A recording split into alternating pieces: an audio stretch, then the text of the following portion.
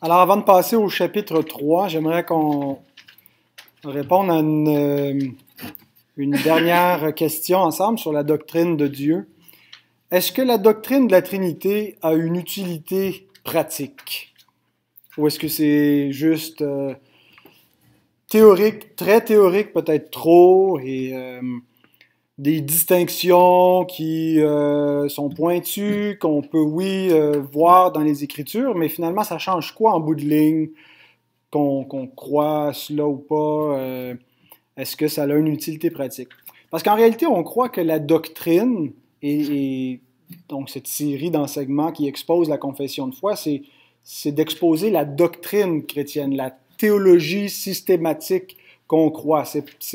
On prend les Écritures et on dit qu'est-ce qu'elles nous enseignent sur tel sujet, et ainsi de suite. Mais la doctrine, c'est pas seulement de la théorie. La doctrine est toujours pratique. On dit même que l'orthodoxie, la juste doctrine, détermine l'orthopraxie, la juste pratique. Si on a une fausse doctrine, par exemple de l'adoration, ben on ne pourra pas avoir une bonne pratique de l'adoration. Et donc, ça va, c'est sûr, il y a des doctrines où c'est plus évident comment ça affecte la pratique, mais la doctrine de la Trinité, elle, est-ce qu'elle a un élément pratique? Est-ce qu'on voit, est-ce qu'elle s'applique concrètement? Et je ne sais pas si vous avez remarqué en lisant le troisième paragraphe dans le chapitre 2 sur la doctrine de Dieu, le paragraphe 3, c'est le plus technique, hein, où on retrouve une terminologie là. On parle des trois subsistances, l'essence divine. Alors, un langage très, très technique qui finit avec un énoncé très dévotionnel, très pratique. Après un langage rigoureux, théologique précis, on lit ceci. La doctrine de la Trinité est le fondement de toute notre communion avec Dieu et de notre dépendance, source de réconfort en lui. De lui. Donc, notre dépendance de Dieu, notre réconfort en Dieu, notre compréhension donc de comment nous traitons avec lui et nous reportons à Dieu repose sur la doctrine de la Trinité. C'est une grande affirmation et comment se démontre-t-elle? Comment est-ce que la doctrine de la Trinité est le fondement de notre communion avec Dieu? C'est vraiment ce qu'on veut tenter de voir ce soir. D'abord, l'expérience que nous faisons de Dieu, elle est possible exclusivement dans le cadre du salut. Amen.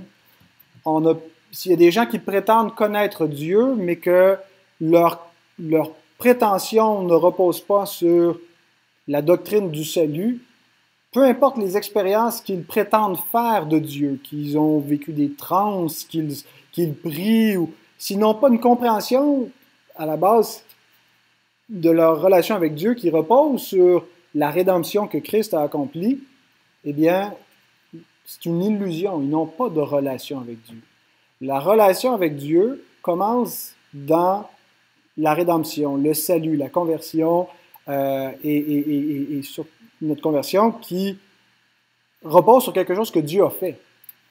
Ce n'est pas quelque chose qu'on initie nous-mêmes de notre côté, mais la conversion vient d'une œuvre de Dieu. Et l'œuvre de Dieu, l'œuvre du salut qui permet une communion avec le Dieu véritable, est une œuvre trinitaire. On ne peut pas parler de notre salut sans employer les trois personnes de la Trinité pour expliquer le salut. Le Père est celui qui nous a élus avant la fondation du monde. C'est aussi celui qui nous a donné son Fils. Il est dit que Dieu a tellement aimé le monde qu'il a donné son Fils. L'amour de Dieu est immense, il est indicible. Il y a des superlatifs pour le décrire. Il a tellement aimé le monde.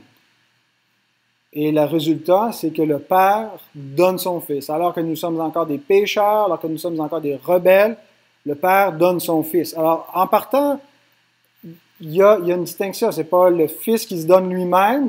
Oui, il va s'offrir de lui-même aussi, mais c'est le Père qui donne le Fils. Il y a une distinction qui est faite à l'intérieur des personnes de la Trinité et on ne peut pas comprendre notre salut et notre communion avec Dieu si on ne comprend pas que le Père nous a aimés et comment s'est manifesté son amour? Il nous a donné son Fils. Le Fils, qu'est-ce qu'il a fait? Il s'est incarné. Ce n'est pas le Père qui est devenu un homme. C'est la deuxième personne de la Trinité. C'est la parole qui a été faite chair. C'est le Fils qui a accepté de se dépouiller de sa gloire et qui est venu révéler l'amour de Dieu dans le monde. Il est le révélateur de Dieu. Il est l'empreinte de sa personne, le rayon de sa gloire, et c'est lui qui nous permet de connaître Dieu de telle sorte que celui qui m'a vu, dit Jésus, a vu le Père.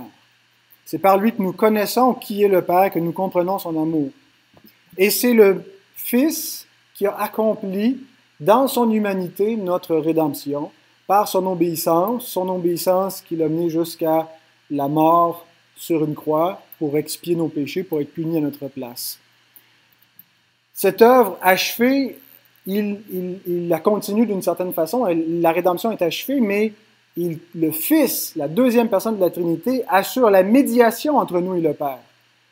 Il est ressuscité, il est remonté à la droite du Père et il fait quelque chose. Même si son œuvre est achevée, il est le grand prêtre sur la maison de Dieu qui nous permet d'entrer en présence de Dieu. On n'a plus besoin d'aller dans le temple de Jérusalem pour nous approcher de Dieu. On le fait partout sur la terre en esprit et en vérité. L'heure vient où, et c'est maintenant, où les vrais adorateurs adoreront en esprit et en vérité. À cause de ce que le Fils va faire, il nous ouvre les cieux, il nous ouvre le Saint des Saints. Et chaque fois que nous nous réunissions, 2 ou 3 en son nom, il est au milieu de nous et il nous assure une médiation directe et un culte en esprit et en vérité, en communion avec notre Créateur. Et c'est la deuxième personne de la Trinité qui fait ça. Et maintenant, l'Esprit aussi est impliqué dans notre salut et dans la communion qui en résulte avec Dieu, parce que c'est lui qui nous applique les bénéfices de la rédemption que Christ a acquis au Calvaire. Tout ce qu'on avait besoin pour être sauvé, c'est Christ qui l'a accompli à la croix. Mais il fallait que ça nous soit appliqué dans le temps, dans l'histoire, dans notre histoire individuelle, que la foi soit créée dans nos cœurs, que nous puissions rencontrer notre Sauveur et c'est l'Esprit Saint, donc, qui, au moyen de la prédication de Jésus-Christ, applique la grâce acquise par le Fils aux élus du Père. Lorsque nous entendons la prédication de l'Évangile, l'Esprit convertit nos cœurs. C'est lui donc qui nous régénère, qui nous donne la foi. La foi est un fruit de l'Esprit dans Galates 5.22. Vous lisez dans vos traductions, souvent c'est la fidélité, un fruit de l'Esprit. C'est vrai que c'est fidélité, mais c'est le même mot, c'est le mot pistis qui veut dire la foi. C'est un fruit de l'Esprit. Il nous est dit aussi qu'il nous a été fait la grâce de croire. C'est une grâce donc, c'est un fruit de l'Esprit de pouvoir croire dans le Fils de Dieu. Et donc cette foi, la vraie foi, parce qu'il y a une foi morte, la foi des démons, mais la foi vivante qui donne la vie éternelle, c'est la foi que crée le Saint-Esprit chez les élus. Et donc une fois que nous croyons, nous sommes justifiés, le Père nous déclare justes, de sorte qu'il nous adopte. Et parce que nous sommes ses fils, il met en nous l'esprit d'adoption. Il n'y a pas 3 semaines dans chaque étape, là. Ça se fait instantanément, chacune de ces étapes-là, la régénération, la foi, l'adoption, mais il y a un ordre logique ou théologique dans lequel les choses se font. Pourquoi Dieu nous adopte? Il nous adopte parce qu'on est juste, parce qu'on devient... il peut nous adopter, il peut être notre Père, parce que légalement, on a un statut où on n'est plus des pécheurs, on est des justes. Et donc, il nous accorde le cadeau promis, l'héritage éternel, de la vie éternelle, qui se crée par le Saint-Esprit qui nous est donné. Parce que vous êtes fils, Dieu a mis en vous l'esprit d'adoption. Galates 4, 6, 4, 5, 6, je crois. Vous vérifierez si c'est pas ça. Galates 4. Et Romains aussi nous dit la même chose. Et une fois que Dieu nous a adoptés, qu'est-ce qu'il fait? Ben, il fait ce qu'on fait avec nos propres enfants. On les élève, une fois qu'ils sont nos enfants, on les traite comme nos enfants, on les corrige, on en prend soin, on les nourrit, on veut qu'ils grandissent, on veut qu'ils se fortifient. Eh bien, Dieu fait ça avec nous. Il est notre Père. Alors, il nous corrige, il nous fortifie, nous console, il nous apprend toutes sortes de choses. C'est ce qu'on appelle la sanctification. C'est comment est-ce que notre Père fait ça en nous? Par le Saint-Esprit. Donc, peut-on réellement comprendre notre salut sans la doctrine de la Trinité? Peut-on comprendre notre communion avec Dieu dans un autre cadre que celui de la personne même de notre Dieu, qui est trois personnes? La Trinité, donc, est le fondement de notre salut, et parce qu'elle est le fondement de notre salut, elle est le fondement de notre communion avec Dieu. Alors, ce n'est pas juste quelque chose de théorique, finalement, la Trinité. Ça nous est extrêmement nécessaire de comprendre qui est Dieu pour pouvoir être en communion avec lui. Et ça doit affecter notre façon dont nous prions notre Dieu et que nous l'adorons. Nous adorons un seul Dieu. Et quand nous adorons Dieu, nous adorons simultanément le Père, le Fils et le Saint-Esprit. Ils reçoivent l'adoration des adorateurs, l'adoration de l'Église.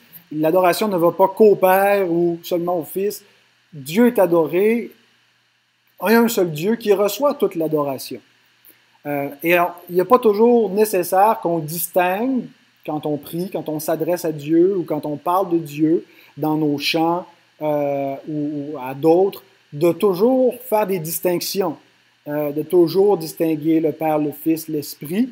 Quand on désigne Dieu et qu'on ne fait pas de distinction dans notre propre pensée, dans notre propre réflexion sur Dieu, quand on lui parle sans s'adresser spécifiquement au Père, ou à qui est-ce qu'on parle? Qui est le récipiendaire de notre prière et de notre adoration? Eh bien, le Dieu trinitaire, le Dieu qui est trois personnes, est toujours celui qui est adoré, celui qui reçoit la prière. Et donc, c'est pour ça aussi qu'on a vu la semaine dernière, quand on a parlé qu'à chaque fois qu'on a un, on a les trois, on peut distinguer, mais on ne peut pas les séparer. Et donc, on adore toujours le Dieu trinitaire. Par contre, l'Écriture nous enseigne à faire des distinctions dans la façon dont on s'adresse à Dieu et en reconnaissant les trois personnes distinctement. Et concrètement, dans la prière, par exemple, Jésus nous dit dans Matthieu 6 au verset 9, « Voici donc comment vous devez prier. Notre Père, qui es aux cieux, que ton nom soit sanctifié. » Et dans beaucoup d'endroits, et c'est surtout dans les enseignements de Jésus, on est enseigné à prier le Père, spécifiquement. On s'adresse au Père. J'en viendrai là dans la question de la place qu'occupe le Père par rapport aux deux autres personnes de la Trinité, mais donc on parle au Père spécifiquement. On voit quelques prières adressées au Fils. On ne voit pas de prière adressée spécifiquement à l'Esprit dans le Nouveau Testament. On s'adresse au Père par le Fils. Jean 14, 13 nous dit « Tout ce que vous demanderez en mon nom, je le ferai, afin que le Père soit glorifié dans le Fils. » Dans le même évangile, il nous dit au chapitre 16, versets 23 à 26, « En ce jour-là, vous ne m'interrogerez plus sur rien, en vérité... » Pardon, mon texte est disparu. « En vérité, je vous le dis, ce que vous demanderez au Père, il vous le donnera en mon nom. Jusqu'à présent, vous n'avez rien demandé en mon nom. Demandez et vous recevrez. » La misère avec mon texte. « Afin que votre joie soit parfaite. Je vous ai dit ces choses en parabole. L'heure vient où je ne vous parlerai plus en parabole, mais où je vous parlerai ouvertement du Père. En ce jour, vous demanderez en mon nom, et je ne vous dis pas que je prierai le Père pour vous. » Bon, le point donc, c'est que notre Seigneur nous dit, vous n'avez pas demandé encore en mon nom, et on comprend que ce n'est pas seulement les disciples, mais même tous les croyants de l'Ancienne Alliance jusqu'à présent n'ont pas appris, en s'adressant à Dieu, à faire cette distinction-là et à prier spécifiquement au nom du Messie qui allait venir, qui est le Fils de Dieu. Et donc, il faut comprendre qu'il y a une progression dans la révélation. Je dirais un mot là-dessus, mais ce qu'on voit, c'est qu'on s'adresse au Père quand on prie. Principalement, c'est ce qu'on voit, c'est la façon de prier. On peut parler simplement à Dieu, on ne doit pas nécessairement dire toujours le Père, mais on doit comprendre que si on s'approche de Dieu, c'est toujours par le Fils, qu'on ne peut pas venir en vertu de notre propre personne. On a besoin d'un médiateur, on a besoin de quelqu'un qui cautionne notre prière et qui fait en sorte qu'on peut être écouté et exaucé par Dieu. Et cette personne-là, c'est le Fils. Et donc, quand on s'approche de Dieu, c'est par le Fils. Et on devrait se diriger dans notre foi et nos prières spécifiquement au Père. L'Esprit a un rôle à jouer dans la prière. Il nous est dit dans plusieurs textes qu'on prie par l'Esprit. Jude, au verset 20, « Pour vous, bien-aimés, vous édifiant vous-même sur votre très sainte foi en priant par le Saint-Esprit. » Alors, c'est souvent compris comme si c'est une sorte de prière un peu sous une transe, je ne sais pas trop. Il y a ceux qui prient pas avec l'Esprit, les baptistes, puis il y a ceux qui prient avec l'Esprit, les pentecôtistes. C'est pas vraiment ça que ça veut dire. Prier avec l'Esprit veut dire que nous sommes régénérés par le Saint-Esprit et nous sommes éclairés par l'Esprit pour nous approcher de Dieu. Et c'est l'Esprit qui fait qu'il y a une réelle communion mystique. Hein, il y a quelque chose de mystérieux, une communion invisible avec Dieu et qui nous permet donc d'avoir la foi, d'entrer dans le lieu saint, alors qu'on est pourtant physiquement ici, mais qu'il y a vraiment quelque chose spirituellement qui se passe. C'est l'Esprit qui permet ça. Ce soir, on va vivre une expérience spirituelle. On va prier le Père par l'Esprit, non pas au nom de l'Esprit. On prie au nom du Fils, c'est lui qui est notre médiateur, mais ce qui nous permet de nous approcher du Dieu vivant, c'est que nous sommes nous-mêmes vivants. Nous sommes régénérés par l'Esprit. Et non seulement ça, mais l'Écriture attribue un autre rôle à l'Esprit dans la prière, c'est que lui-même, il intercède. Dans Romains 8, 26 à 28, de même aussi, l'Esprit nous aide dans notre faiblesse, car nous ne savons pas ce qu'il convient de demander dans nos prières. Mais l'Esprit lui-même intercède par des soupirs inexprimables. Et souvent, on comprend ça comme dire, moi, je ne sais pas trop quoi dire, mais là, l'Esprit va m'inspirer. Mais ce n'est pas auprès de nous que l'Esprit intercède. Ce n'est pas à nous que l'Esprit donne des soupirs inexprimables. C'est auprès du Père où l'Esprit lui-même prie pour nous, où dans notre faiblesse, où on ne sait que demander, il y a l'Esprit qui vient donc à notre secours et qui prie à notre place. Et celui qui sonde les cœurs connaît quelle est la pensée de l'Esprit parce que c'est selon Dieu qu'il intercède en faveur des saints. Nous savons du reste que toute chose concourt au bien de ceux qui aiment Dieu, de ceux qui sont appelés selon son dessein. Autrement dit, on n'a pas besoin de devenir un professionnel en étant chrétien pour être certain d'être gardé dans le plan de Dieu, parce que l'Esprit lui-même va se charger de nous garder.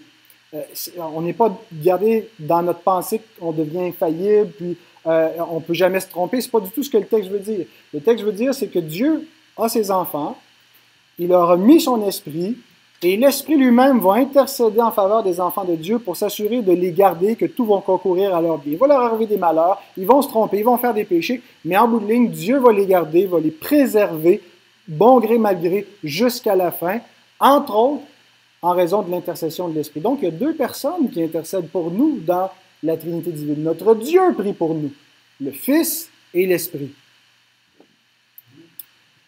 Et donc, quand on réalise l'apport de chaque personne distinctement dans notre adoration, on réalise qu'il y a une richesse de notre communion avec Dieu qui dépend tellement de notre compréhension de c'est qui ce Dieu. Ce Dieu qui est un et qui est trois.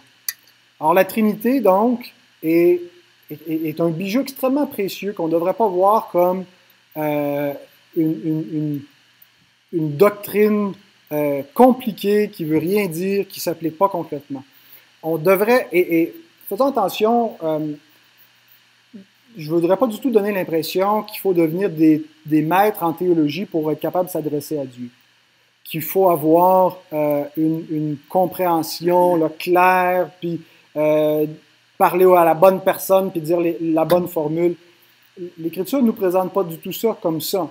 Elle nous invite à nous adresser simplement à Dieu comme à notre Père, comme des enfants qui viennent dans la simplicité de la foi, qui ont confiance en leur Père. Mais elle nous invite aussi à pas en rester à une compréhension qui est floue, qui est superficielle, à grandir. Partout, on est exhorté à devenir des hommes faits, hein, qui sont plus au lait, mais qui comprennent des choses, qui sont capables de faire des distinctions, qui savent faire les distinctions entre le Père, le Fils et le Saint-Esprit, et pour qui ça fait une différence de prier Dieu dans ces termes-là et de l'adorer dans cette compréhension-là, en comprenant ce que chaque personne a fait dans la rédemption et en pouvant glorifier le Dieu trinitaire pour chacune de ces personnes-là, lui donner gloire. Alors, les saints de l'Ancien Testament, la révélation de la personne de Dieu n'était pas complète avant l'incarnation. Jean 1, 18 nous dit « Personne n'a jamais vu Dieu, le Fils unique Dieu ». Ce n'est pas dans Louis II, ça dit juste le Fils unique, mais les recherches les plus poussées des manuscrits ont ceci « Le Fils unique Dieu, qui est dans le sein du Père et celui qui l'a fait connaître. » Dieu, le Fils unique, est celui qui nous a révélé le Père et qui nous a révélé la plénitude du Dieu trinitaire. Et donc, c'est normal qu'on ne retrouve pas cette doctrine aussi claire dans l'Ancienne Alliance, mais quand même, ceux qui ont adoré les saints de l'Ancien Testament, ceux qui étaient régénérés, ont adoré le Dieu trinitaire. Ils ne comprenaient pas aussi clairement que nous le comprenons qui il était, mais une chose est certaine, c'est qu'ils ont eu foi dans le Fils, qui était révélé à ce moment-là sous la forme des promesses d'un Messie à venir. Ils ont cru, donc, dans la postérité de la femme, Genèse 3,15, dans la postérité d'Abraham qui devait venir, dans le Shiloh de la tribu de Juda, dans le fils de David. Donc, ils attendaient quelqu'un. Et il nous est dit que Abraham crut à Dieu, spécifiquement, il crut la promesse concernant sa postérité, et cela lui fut imputé à justice. Donc, ils ont été justifiés par la foi parce qu'ils ont cru dans le Fils de Dieu qui leur était présenté par des promesses. Et donc, même s'ils ne comprenaient pas exactement tout ce qui leur arrivait, c'est par le Fils, par la médiation du Fils, qu'ils ont eu accès à Yahweh, à l'Éternel. Et donc, ils ont adoré le vrai Dieu. Et ils ont reçu l'Esprit. Hébreux 9,15 nous dit que Jésus est le médiateur d'une nouvelle alliance, afin que, la mort étant intervenue pour le rachat des transgressions commises sous la première alliance, ceux qui ont été appelés, et c'est le verbe qui est important, ceux qui ont été appelés depuis le commencement, c'est un parfait, ceux qui ont commencé d'être appelés dès après la chute et qui continuent d'être appelés, qui vont continuer d'être appelés après, ceux qui ont été appelés reçoivent l'héritage éternel qui leur a été promis. Ceux qui ont été appelés ont reçu l'héritage éternel. Et comment est-ce que Dieu donne l'héritage éternel? Il l'a toujours donné sous la forme d'une espérance en mettant les arts de l'Esprit, un gage. L'Esprit a été donné avant la Pentecôte. Il y a des distinctions, je n'ai pas le temps d'expliquer qu'est-ce qui se passe à la Pentecôte qui n'était pas là avant, mais ils ont eu l'Esprit. Donc, on voit déjà, par le Fils, qui allait venir, ils croyaient en Dieu, qui leur imputait justice et qui leur a donné l'héritage éternel promis par le Saint-Esprit.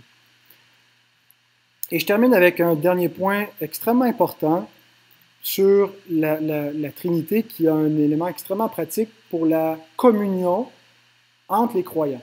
La Trinité est la base de notre communion avec Dieu. Amen. C'est sur cette base-là qu'on comprend qui est Dieu, qu'est-ce qu'il a fait pour nous, comment on peut s'approcher de lui, comment on peut l'adorer. Mais c'est aussi cette doctrine qui nous permet de comprendre la base de notre unité entre nous. Jean 17, verset 11. Je ne suis plus dans le monde, eux ils sont dans le monde, et je vais à toi. Père Saint, garde en ton nom ceux que tu m'as donnés, afin qu'ils soient un comme nous. Il y a un nous en Dieu, il y a un en Dieu. Un, unité, pluralité. Versets 20 et 23, il dit, « Ce n'est pas pour eux seulement que je prie, pas juste pour les disciples immédiats, mais encore pour ceux qui croiront en moi par leur parole, afin que tous soient un, comme toi, Père, tu es en moi, et comme je suis en toi, afin qu'eux aussi soient un en nous, pour que le monde croie que tu m'as envoyé. Je leur ai donné la gloire que tu m'as donnée, afin qu'ils soient un, comme nous sommes un. Moi en eux et toi en moi, afin qu'ils soient parfaitement un, que le monde connaisse que tu m'as envoyé, que tu les as aimés comme tu m'as aimé. » L'unité qui est en Dieu, et en particulier l'unité entre le Père et le Fils, est notre modèle pour l'unité entre nous. Et il y a tellement de richesse dans la relation entre le Père et le Fils pour qu'on comprenne comment on devrait vivre, vers quoi on devrait tendre. L'Église ne doit pas se satisfaire. En fait, c'est l'objectif continuel vers lequel on doit tendre, vers lequel on doit chercher. On ne peut pas vivre désunis. L'intention du Seigneur en rachetant son Église, c'est que nous soyons un. Et en étant un, on reflète la personne de notre Dieu. Et donc, on doit continuellement aller vers cela. Et ce qu'on apprend en particulier en regardant le modèle de la Trinité, c'est qu'on comprend que l'unité n'est pas l'uniformité. Que pour être un, on n'a pas besoin d'être tous pareils. On n'a pas besoin de penser exactement tous la même chose. Il y a une diversité. Et être un, ce n'est pas non plus l'égalitarisme. On n'a pas besoin d'être tous d'avoir tous la même autorité, le même rôle à jouer. Il y a une multiplicité, il y a une diversité. Et ça s'applique à l'Église, Romains 12 et d'autres passages, 12, 4 et 5. Car comme nous avons plusieurs membres dans un seul corps et que tous les membres n'ont pas la même fonction, ainsi nous qui sommes plusieurs, nous formons un seul corps en Christ et nous sommes tous membres les uns des autres.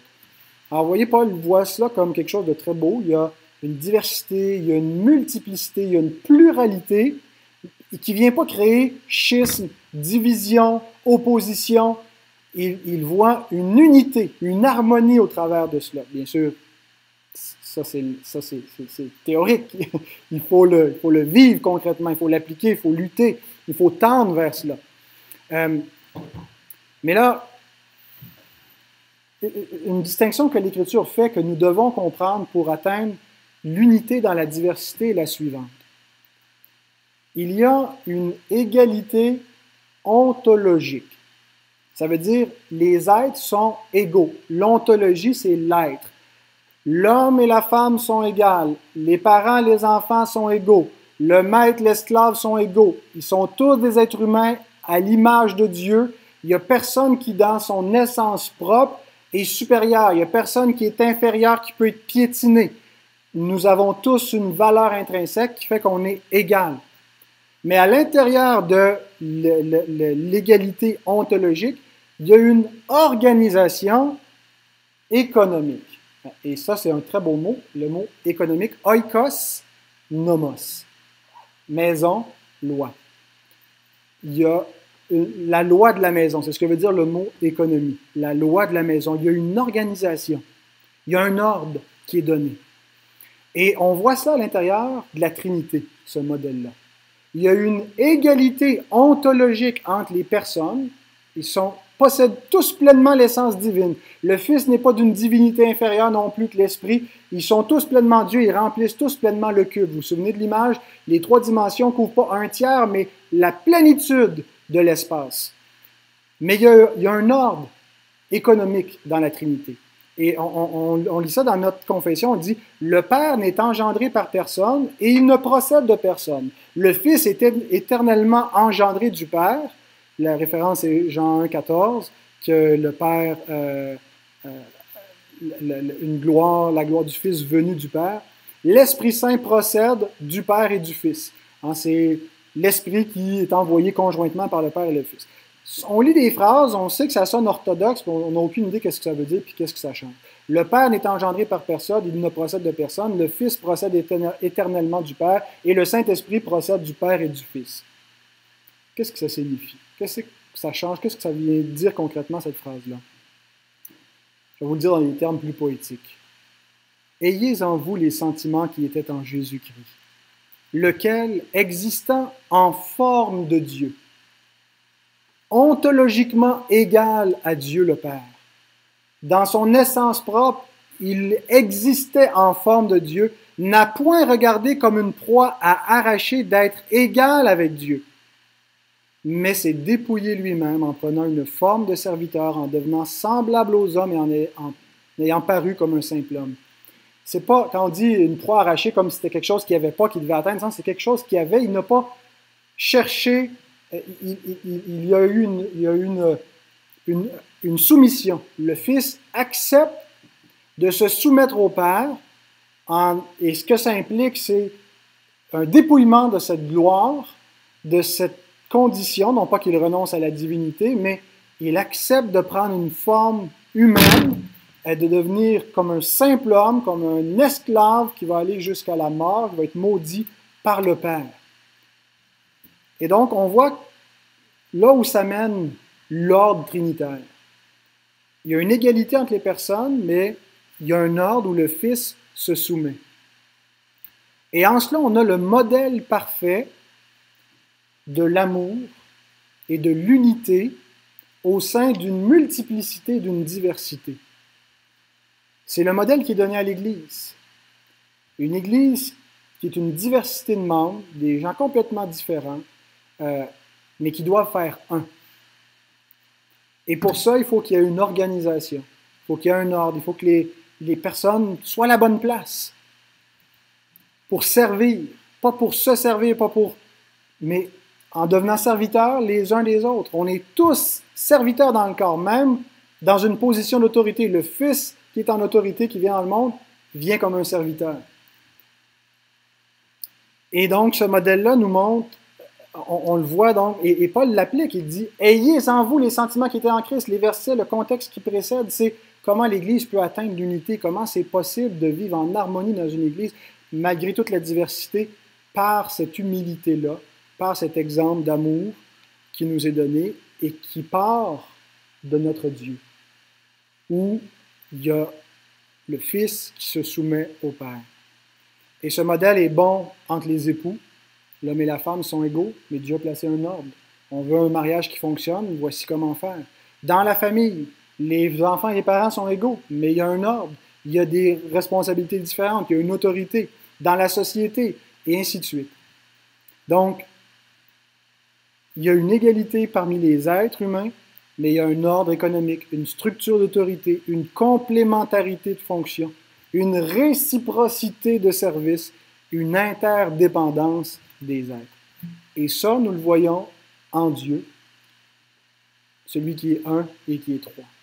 C'est le problème de l'un et du multiple. Comment le multiple peut trouver un dénominateur commun? Eh bien, on a le modèle parfait, donc, dans celui qui est un et qui est trois. Et c'est pas juste resté quelque chose de théorique. C'est le Dieu qui s'est révélé dans l'histoire, qui a agi dans l'histoire, et toute la beauté du salut qui a été accompli par notre Dieu, c'est une œuvre trinitaire, et ça détermine notre communion avec lui, notre communion les uns avec les autres, et comment donc on peut vivre et atteindre l'unité nous-mêmes au sein de notre diversité.